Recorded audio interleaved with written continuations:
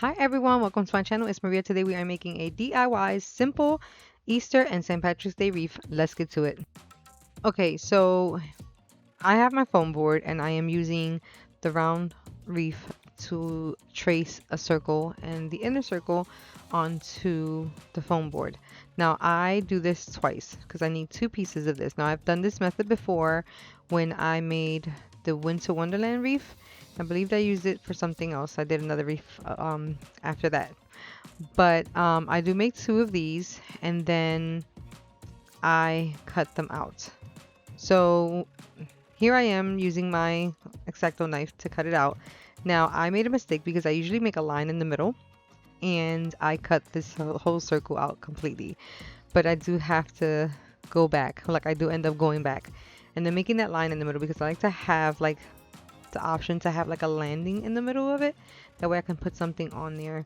I'm not doing that with this wreath, but I still needed that in the middle. So when I cut the first one out and I realized that I didn't do the line, I end up doing it on the second one. But I do cut that out, but I do end up going back with the other one and then cutting out that circle because I needed that extra support. So that's what I'm doing here. I end up going back and I glue that piece in place.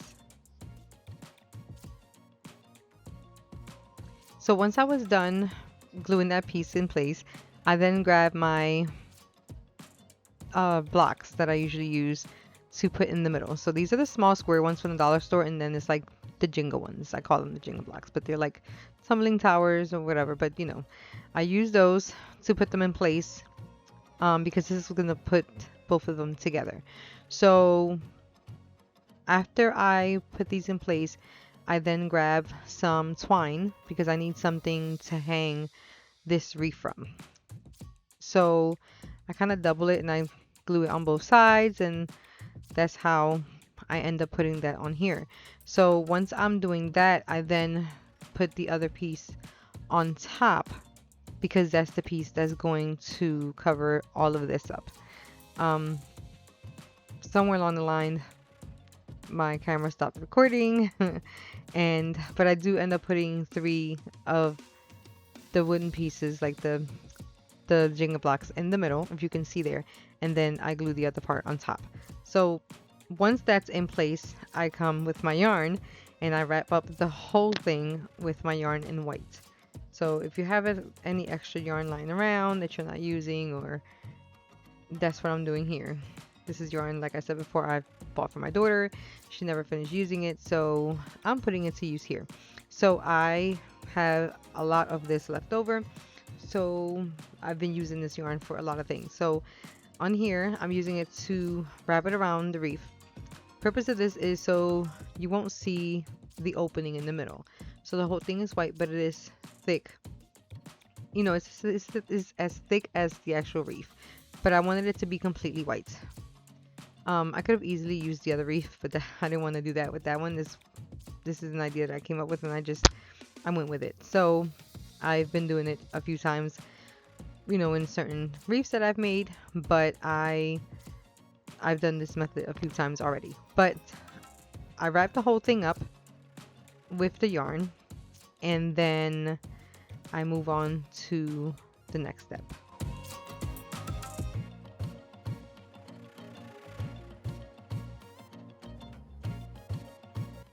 Okay, so I found these little eggs at the dollar store. These are wooden eggs. There's 20 pieces in the pack. I'm only using 8. And then I grab my DIY paints and I start to paint them like the eggs. I get 2 of each color. So I will list the paint colors on the description box below. The yellow, on the other hand, I wanted it a lighter yellow, so I use Maize by Waverly. But like I said, I'll be listing that in the description box below. So once I did this, these dry pretty fast because the paint really doesn't take that long to dry. So once I was done with this, I put the wreath back on my table, and I'm already heating up my heat gun because I'm gluing the eggs onto the wreath. But I also got the small carrots that they had at the dollar store. They have that all with the Easter section, so I think I got about 8 of those as well. So I start to glue these one by one. They're not all straight. They're in different, like different directions, and they're spaced out pretty good. But after I finish gluing them in place, then I'm gonna use some ribbon that I also picked up at the Dollar Tree, and I'm gonna make a pretty bow for the front.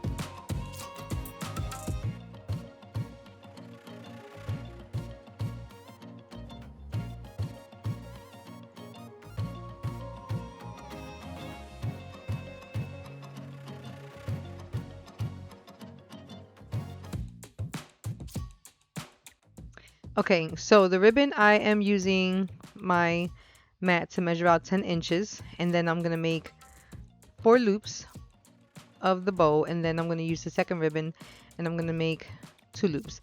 Now, the first one is 10 inches and the second one is 8 inches.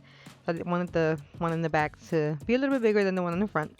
So I'm only using these 2 ribbons. I didn't want to put too much, but you'll see why.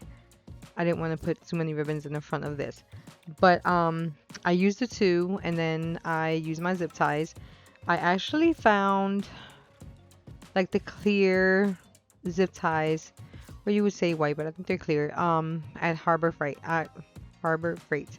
I stopped there to grab something and I saw these and I felt that they were perfect because they do work a lot better to use on the bows when making the bows. And instead of getting the red ones or the black ones from the Dollar Tree, the clear one actually was a lot better because you can barely see it. But I grabbed a pack of that, and pretty sure you can also order them from Amazon, but I was at a store and I saw them, so I just grabbed them while I was there. So moving forward, I then grab the bow and I glue it onto the wreath. Now, instead of me covering the zip tie with like a ribbon or anything like I normally do, I grab the extra egg that I didn't use and I cover the zip tie with that instead of covering something, like putting something over it. But I glue the bow onto the bottom and then I glue the egg on top.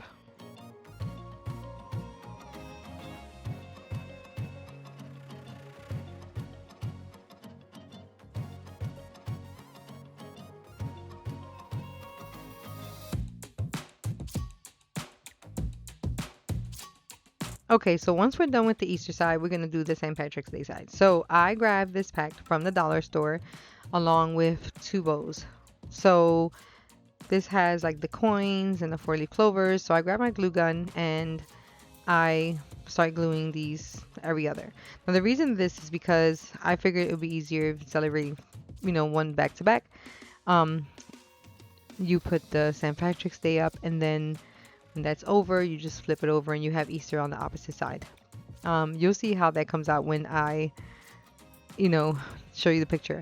But I do this, then I grab my bows that I found, which was 2, I think they're headbands, if I'm not mistaken.